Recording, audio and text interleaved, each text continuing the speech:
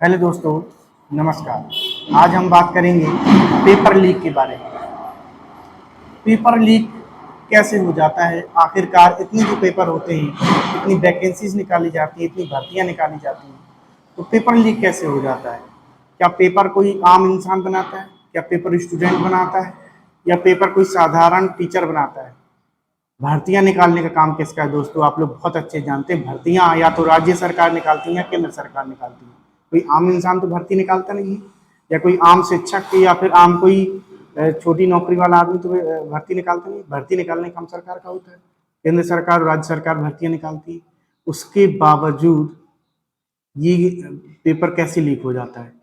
ठीक है, आपको सबसे पहले ये समझना पड़ेगा कि जिसका काम है, जो ये काम करवा रहा है भर्ती का, जिसके हाथ में भर्ती है, जो भर्ती निकालता है, जिसका काम होता है, अगर वो काम बिगड़ेगा तो दोष किसके ऊपर दिया जाएगा? मान लीजिए आप कोई काम कर रहे हैं, आप मान लो खाना बना रहे हैं, वो खाना बिगड़ेगा तो दोष किसके ऊपर दिया जाएगा? दूसरे के ऊपर थोड़ी दोष दिया जाएगा। जो खाना बना रहा है दोष तो उसी के ऊपर दिया जाएगा ना। तो जो भर्तियां निकाल रहा है, जो भर्तियां निकालने के बाद पेपर बनवा रहा है, सरकार के आदेश पर पेपर बनता है, सरकार के आदेश पर भर्तियां निकलती हैं, उसके बाद पेपर लीक हो जाता है। पेपर महंगे से महंगे दामों पर 10-10 लाख रुपए में बेचा जाता है। तो आप समझ सकते हैं कि ये सरकार की सोची समझी साजिश होती है, और इसमें सरकार एक बहुत बड़ा मुनाफा कमाती है। सर, हम लोगों को फॉर्म भरवा करके एक एक भर्ती, जो 10-10 हज़ार भर्ती निकलती हैं छोटी छोटी, उसमें 10-10 लाख लोग फॉर्म भरते हैं। तो एक फॉर्म की फीस 5 लाख रुपये, 500 रुपये होती है।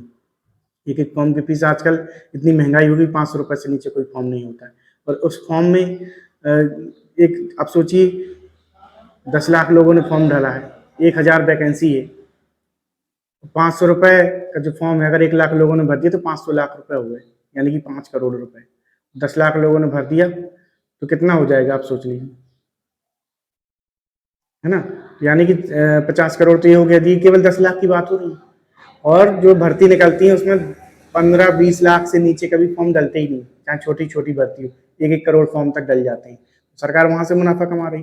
जो पेपर बनवा रही है सरकार, वो भी लीक करवा के वहां से पैसा कमा रही है। पेपर खुलेआम बेचा जाता है। लोग कहते हैं कि पेपर नहीं बेचा जा रहा, पेपर बिकता है। खुलेआम पेपर को बेचा जाता है, और जो पेपर को बनाने वाला है वही पेपर को लीक कराता है। क्योंकि जिसके पास पेपर होगा वही तो लीक कराएगा, जिसके पास पेपर नहीं हो वो कहाँ से लीक करा देगा? तो जो पेपर, आपको ये बात समझना पड़ेगा जनता की, जो पेपर बना रहा है वही लीक करवा रहा है।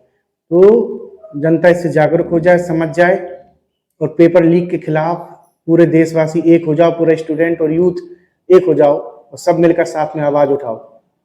हमें सबको मिलकर के आपस में आवाज उठाना पड़ेगा सरकार के खिलाफ कि पेपर लीक नहीं होना चाहिए। अगर हम लोग आवाज नहीं उठाएंगे तो ऐसे ही पेपर लीक होता रहेगा, और जो प्रतिभाशाली विद्यार्थी हैं वो ऐसे ही बैठे रहेंगे, और जो पैसे वाले विद्यार्थी हैं वो पैसा लेकर के, पैसे से पेपर खरीद करके अपना मेरिट में नाम आ जाता है उनका, और वो लोग, एक अयोग्य व्यक्ति सरकारी जॉब में बैठ जाता है। और फिर वहां से जाकर के जब वो अयोग्य है तो जिस ऑफिस में बैठेगा, जिस संस्था में बैठेगा, उसको भी बर्बाद करेगा।